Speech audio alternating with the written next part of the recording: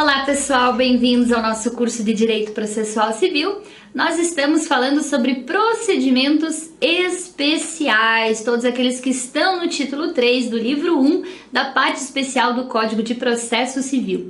Nós já estamos há 3 aulas comentando os vários procedimentos especiais e na aula de hoje nós vamos encerrar os procedimentos especiais previstos no CPC, lembrando que não só o CPC que tem os procedimentos especiais, nós temos procedimentos especiais também na legislação extravagante, lei de locações, lei dos juizados especiais, o Estatuto da Criança e do Adolescente, lei de alimentos, mandado de segurança, que também são procedimentos especiais regulamentado por essas leis específicas. Então vamos dar continuidade aqui aos nossos procedimentos previstos no CPC. Procedimento de notificação e interpelação. O artigo 726 determina que aquele que tiver interesse em manifestar formalmente sua vontade a outrem sobre assunto juridicamente relevante poderá notificar pessoas participantes da mesma relação jurídica para dar-lhe ciência de seu propósito. O que é isso? A notificação ou interpelação é quando a parte dentro do processo ela quer comunicar a sua vontade juridicamente relevante, né, óbvio, para a outra parte. Como assim? Pensa numa situação de locação. Você, proprietário, tem um imóvel alugado para o seu inquilino, ele está pagando tudo certinho, mas você tem o interesse de vender esse imóvel. Você quer vender o imóvel, não quer mais ficar com a locação.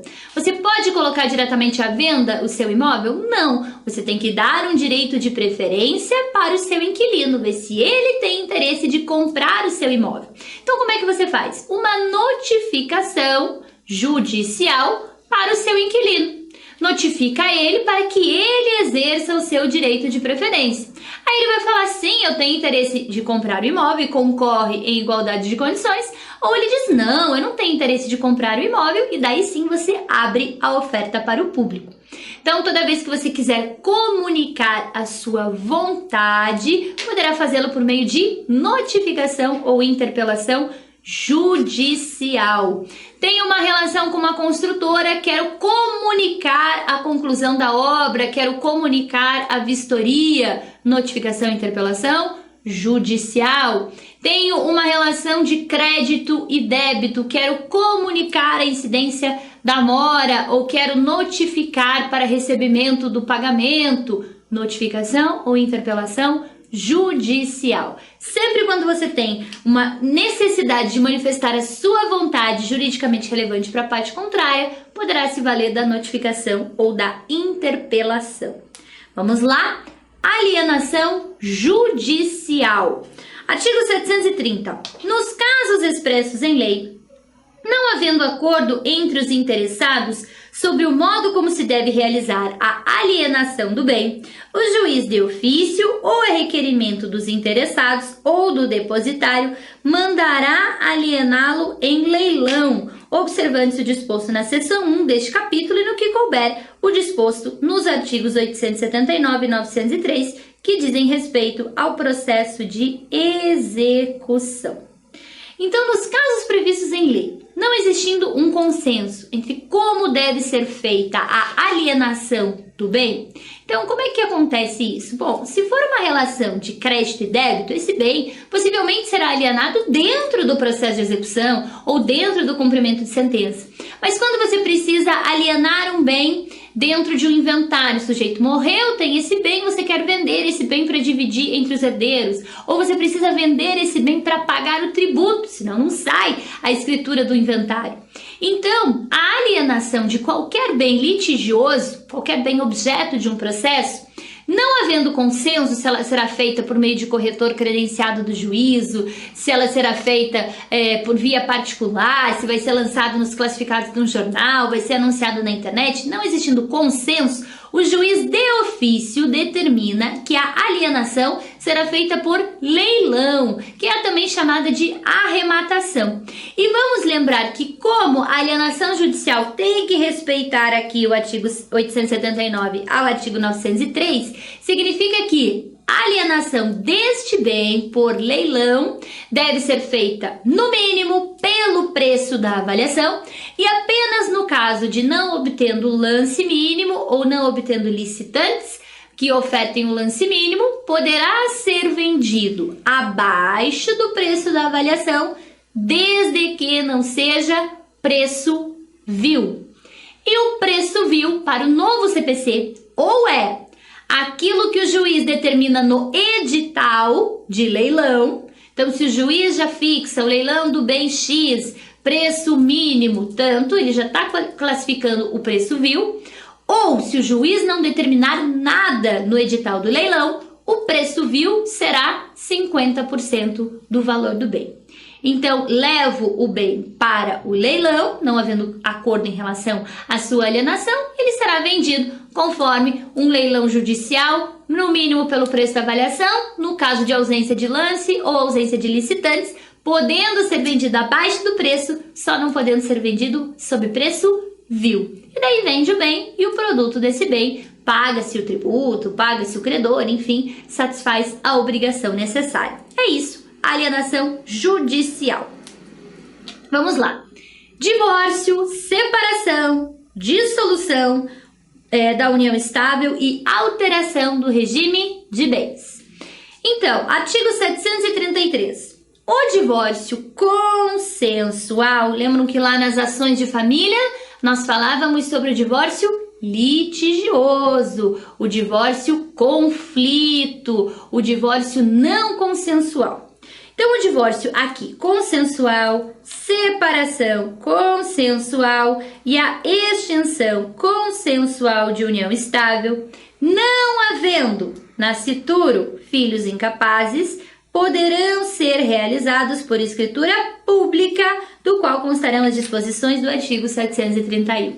Então, quando nós falamos do procedimento especial ações de família, o divórcio, a separação, o reconhecimento, a dissolução de união estável, guarda, visitação, filiação, nós estamos falando de procedimentos contenciosos. Aqui nós estamos falando de procedimentos consensuais. Então, um divórcio consensual, uma separação consensual e uma união estável, uma dissolução consensual de união estável pode ser realizada extrajudicialmente por meio de escritura pública. Então, funciona da seguinte maneira: quero me divorciar, quero me separar ou quero dissolver a minha união estável. Se existe consonância, se existe acordo dessa separação, desse divórcio, dessa dissolução da união estável, e se não há nascituro ou não há filhos menores e incapazes, você pode fazer esse divórcio, essa separação, essa dissolução de união estável perante o cartório.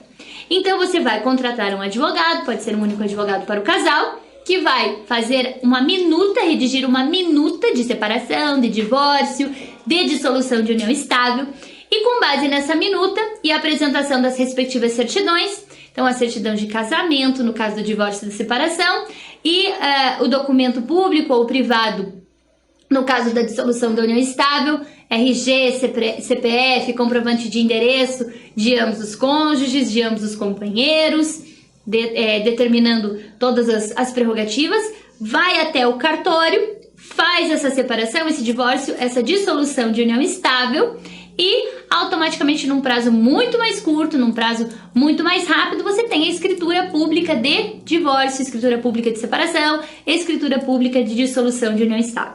Essa escritura pública tem a mesma força que uma sentença de divórcio, uma sentença de dissolução de união estável, uma sentença de separação. A vantagem é que se você não tem nascituro ou não tem filhos menores ou incapazes, é mais rápido e mais prático e muitas vezes mais barato você fazer o teu divórcio ou a sua dissolução por cartório, né? De uma maneira extrajudicial. Então você vai até o cartório e sai de lá com a escritura pública de dissolução do seu casamento ou dissolução da sua união estável. Mas mesmo preenchendo todos esses requisitos, estou em acordo com o meu cônjuge, não temos filhos menores, incapazes, não temos nascituro, mesmo preenchendo todos os requisitos para realizar o divórcio, a separação ou a dissolução de união estável extrajudicialmente, Se você quiser, você pode fazer o seu divórcio, a sua separação ou a sua dissolução de união estável judicialmente. Lembrando que a dissolução extrajudicial é uma faculdade ao jurisdicionado, que fica mais prático, mas se ele não quiser, ele pode demandar perante o juízo. Então, essas 3 ações, se consensuais e preencherem os requisitos, a gente consegue fazer extrajudicialmente. Mas aqui nós ainda temos a alteração do regime de bens. Por que isso? Então, nós temos no momento do casamento, no momento da constituição da união estável, nós temos a opção, uma faculdade de escolher qual regime de bens queremos para o nosso casamento, queremos para a nossa união estável. A única exceção são aquelas hipóteses previstas no próprio Código Civil a respeito do regime da separação obrigatória de bens. Então, quando você tem um segundo casamento e o seu primeiro casamento não foi feito o divórcio, não foi feita a partilha, quando o seu ex-cônjuge falecido não foi feito o inventário, ou quando você conta com mais de 70 anos, todas essas 3 hipóteses, é obrigatório casar sob o regime da separação total de bens, da separação obrigatória de bens. Não sendo essas hipóteses, você pode optar por qualquer regime de bens, comunhão parcial, comunhão universal, participação final nos aquestos e até mesmo a separação convencional de bens. E em dado momento da sociedade conjugal, você decide mudar o regime.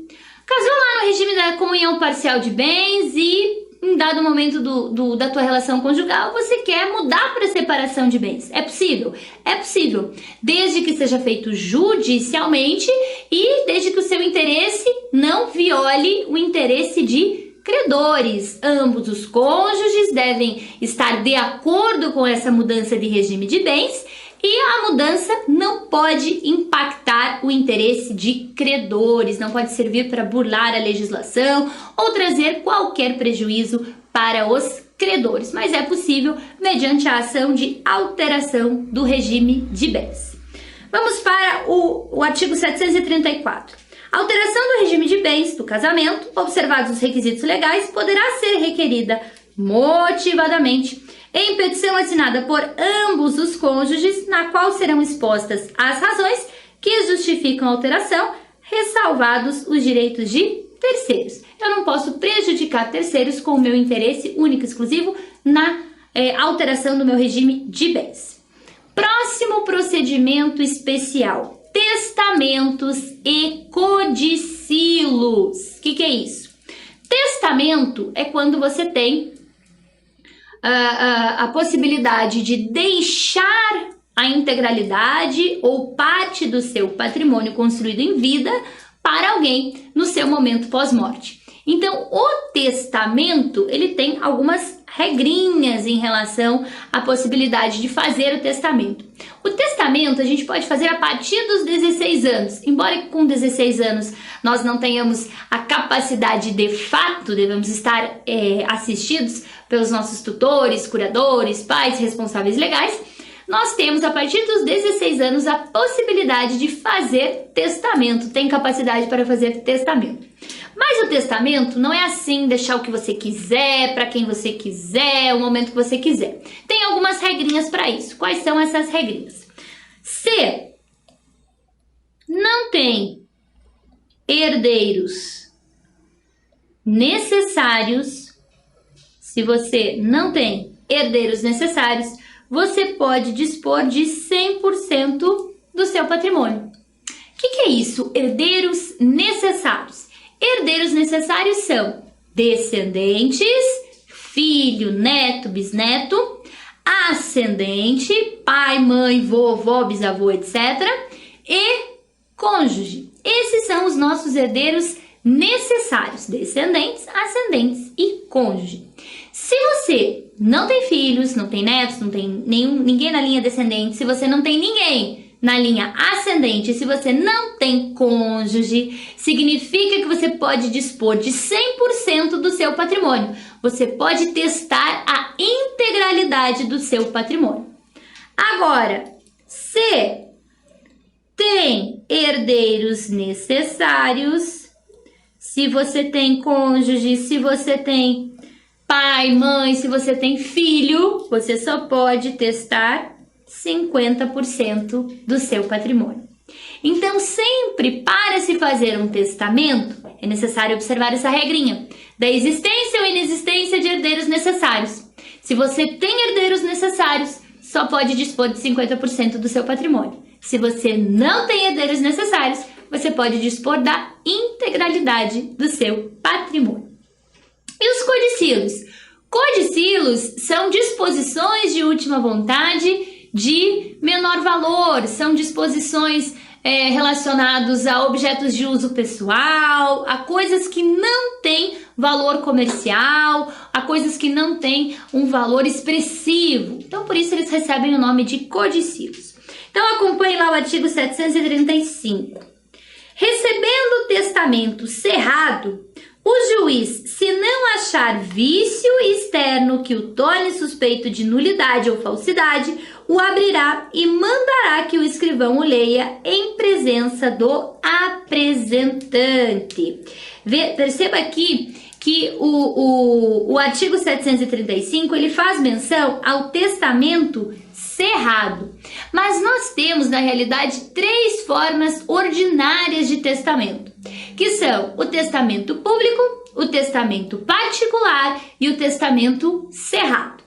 O que acontece? O testamento público é aquele que o testador vai até o cartório e fala, olha, eu quero fazer um testamento. E daí o escrivão começa a redigir o testamento e você vai falando, eu tenho o carro, eu quero deixar o carro para tal pessoa, eu quero deixar minha casa para tal pessoa, respeitando essa regrinha aqui que nós já falamos dos herdeiros necessários. Esse é o testamento público. Faleceu, você vai no cartório, pega lá a ata do testamento, junta no processo de inventário e abre o testamento lá. Nós temos uma segunda modalidade de testamento, que é o testamento cerrado, também chamado de testamento místico. O que é isso? Você vai até o cartório, mas você já leva o seu testamento em mãos, você já redigiu o teu testamento e você leva. E tem até um procedimento bem curioso, que parece aqueles testamentos de filme, que bota a cera da vela, o lacre, é bem isso que acontece, os cartórios eles têm esse mecanismo e fica lá lacradinho o teu testamento, com o carimbo, a vela vermelha, aquela coisa de filme, é exatamente assim que se faz o testamento cerrado. E a terceira forma é o testamento particular, que é aquele testamento que você lavra na sua própria casa, tem alguns requisitos, a presença de testemunhas, e você deixa guardado lá na sua casa. No momento que falece, tem que abrir esse testamento e daí, logicamente, conferir a validade, porque é um testamento mais frágil do que os outros. Então, são essas 3 formas de testamento. E uma vez identificados a presença de qualquer um deles, eles deverão ser levados ao processo de inventário, abertos em juízo para verificar a sua validade, a sua nulidade, o seu rompimento ou até mesmo caducidade do testamento. Então, testamento, procedimento de abertura do testamento, pode ser tanto o particular, o público ou o cerrado, são abertos nos próprios autos de inventário. Herança jacente. O que é a herança jacente? Artigo 738. Nos casos em que a lei considere jacente a herança, o juiz em cuja comarca tiver domicílio o falecido procederá imediatamente à arrecadação dos respectivos bens. O que é isso? A herança jacente é uma herança sem dono. Como assim uma herança sem dono? Sempre tem alguém, herdeiro, algum sucessor? Às vezes não. A linha sucessória, ela se pauta no seguinte sentido. Primeiro, identificar a presença ou não de testamento, observando as regrinhas, e o que for para a sucessão hereditária, não a testamentária, o que for para a sucessão hereditária, o que for para a sucessão dos herdeiros, segue uma certa regra. Você vai verificar se tem descendente, cônjuge ou companheiro. Então, se tem descendente, cônjuge ou companheiro, os descendentes recebem em concorrência com o cônjuge ou companheiro. Se não tiver descendente, mas tiver ascendente, os ascendentes recebem em concorrência com o cônjuge ou companheiro. Se não tiver nem descendente nem ascendente, 100% para o cônjuge e uma regra específica para o companheiro de resguardo de 1/3 para o companheiro. Muito embora o STF já tenha decidido recentemente sobre a inconstitucionalidade desse tratamento desigual entre cônjuge e companheiro no direito sucessório. Então, a herança, ela vai para o descendente, ascendente, cônjuge, não tendo ninguém, vai para os colaterais, primeiros de 2º grau, os de 3º grau, os de 4º grau. Se a pessoa não tiver o morto, né, não tem descendente, não tem ascendente, não tem cônjuge, não tem companheiro, não tem colateral até o 4º grau, que é onde encerra o nosso parentesco, para quem que vai essa herança? É uma herança sem dono. Ela vai para o município. O município é que recebe a herança sem dono. Mas até ela chegar no município, você abre um processo de inventário e, uma vez identificada a herança sem dono, são expedidos vários editais até que se encontre possíveis herdeiros, que são chamados a vocação hereditária, e caso não sejam encontrados, aí sim, essa herança sem dono passa ao município. Então, artigo 739. A herança jacente ficará sob guarda, conservação e administração de um curador até a respectiva entrega ao sucessor legalmente habilitado ou até a declaração de vacância. Achou um herdeiro dentro dessa ordem de vocação hereditária, a herança jacente vai para esse herdeiro. Não achou ninguém durante esse procedimento de abertura da herança jacente, a herança jacente se transforma em herança vacante e o município arrecada os valores. Próximo procedimento especial, bens dos ausentes. Artigo 744. Declarada a ausência, nos casos previstos em lei, o juiz mandará arrecadar os bens do ausente e nomear-lhes-á curador na forma estabelecida na seção 6, observando o disposto em lei. O que são esses bens dos ausentes? Ausentes são aqueles definidos lá na parte geral do Código Civil. Então, aquela pessoa que simplesmente sai de casa sem dar notícias, desaparece, você não tem notícias, não sabe mais da pessoa. E essa pessoa tem patrimônio, essa pessoa tem família, então uma hora ou outra eu vou ter que dar um fim nesse patrimônio, ou pelo menos estabelecer quem é que vai ficar com o quê dessa pessoa. Ela não morreu, mas ela não sumiu, ela não dá notícias, nunca mais ninguém sabe, ninguém viu.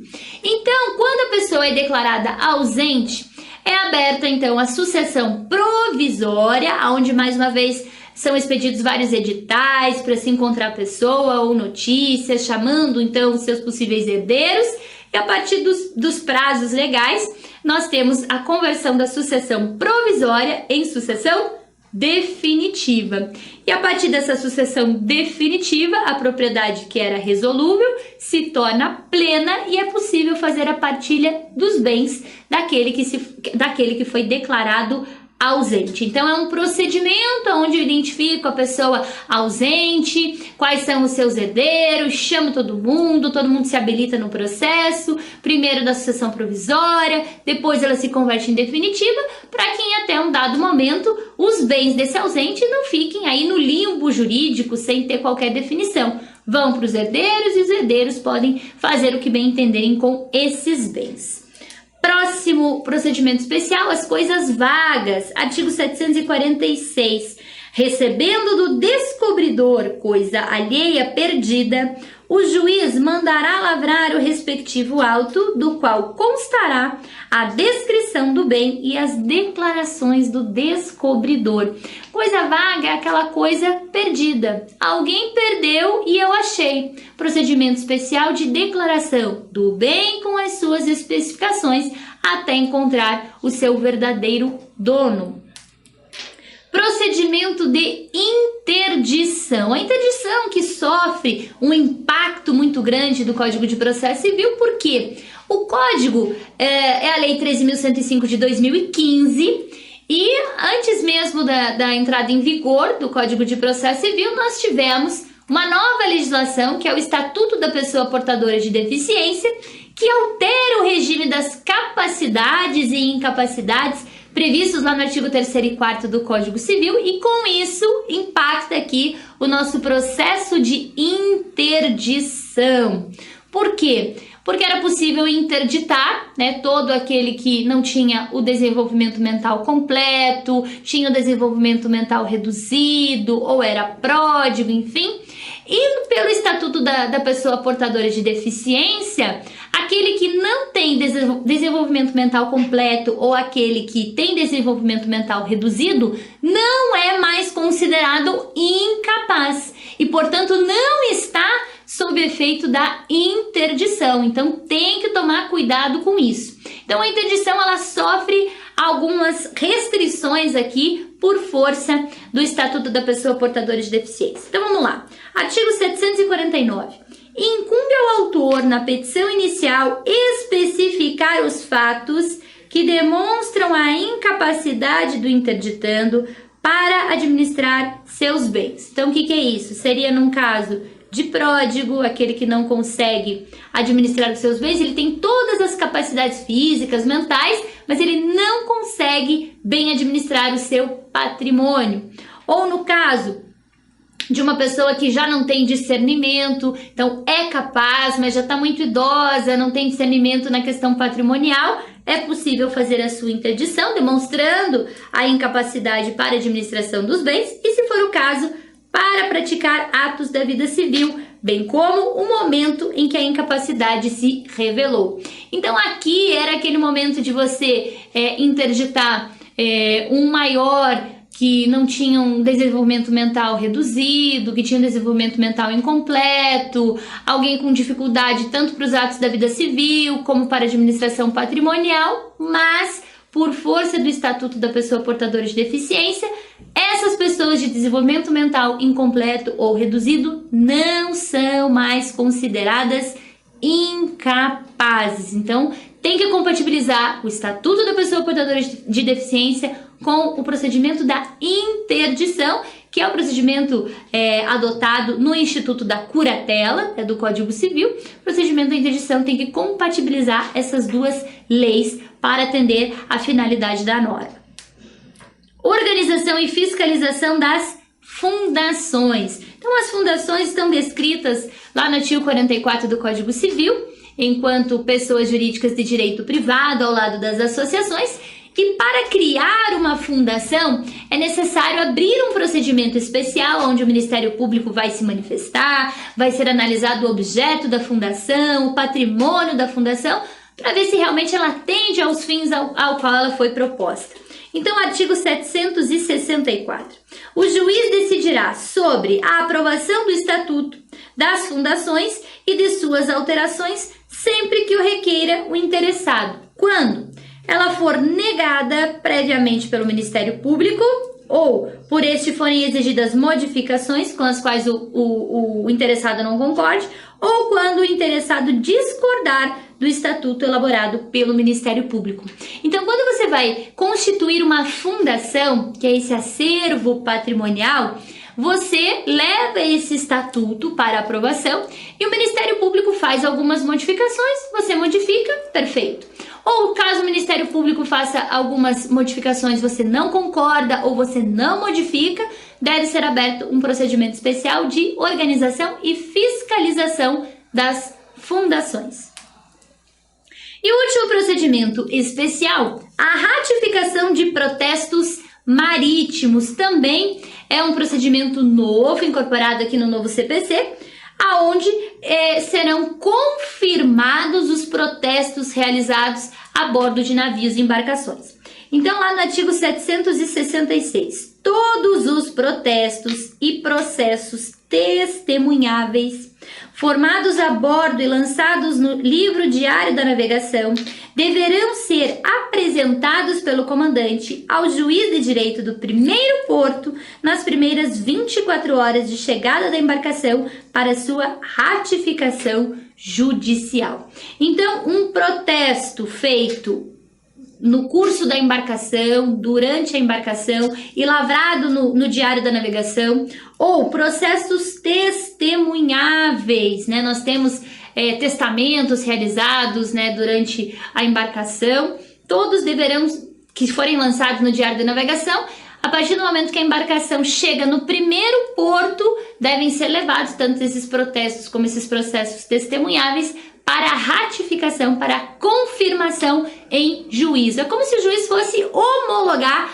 aquilo que foi transcrito no Diário de Navegação, aquelas informações importantes transcritas no Diário da Navegação que causam um impacto no mundo civil. É o procedimento especial de ratificação de protestos marítimos. E com isso, gente, chegamos ao final dos nossos procedimentos especiais previstos no CPC, lá no título 3 do livro 1 da parte especial. Não se esquecendo que procedimentos especiais não se esgotam no livro 3. Nós temos os procedimentos especiais da legislação extravagante, lei de alimentos, lei de locações, mandado de segurança, que também são procedimentos especiais. E eu espero você, então, na nossa próxima aula, para a gente trabalhar com um tema novo. Vamos falar do livro 2 da parte especial, do processo de execução. Então eu espero que você tenha gostado das nossas aulas de procedimentos especiais e espero você na nossa próxima aula.